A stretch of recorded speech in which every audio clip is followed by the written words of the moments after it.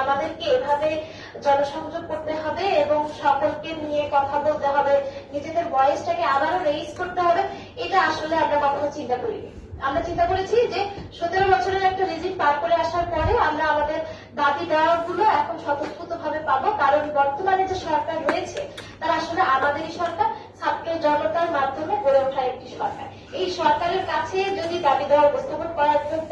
আমাদের জনসংযোগ করা লাগে, আমাদেরকে মত বিনিময় সভা করা লাগে, আমাদের দাবি দেওয়াগুলোকে একত্রিত করা লাগে, আমাদের যমুনা ঘেরাও করা লাগে, শাহবাগে অবস্থান করা লাগে, এটি আসলে আমাদের জন্য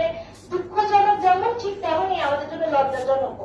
আমরা এই যে ছাত্র জনতার আন্দোলন করলাম এবং ছাত্র জনতার মধ্য থেকে আমরা যে একটি সরকার গঠন করলাম, এবং এই সরকার যেহেতু আমরা বেশিরভাগ ক্ষেত্রেই জানতে পারি যে এটি স্টুডেন্টদের সরকার, আম জনতার সরকার, সেইখানে আমরা এখনো পর্যন্ত আমরা জুলাই ঘোষণাপত্রের জন্য যে ঘোষণাপত্রটা হওয়া উচিত ছিল আমাদের মৌলিক অধিকার,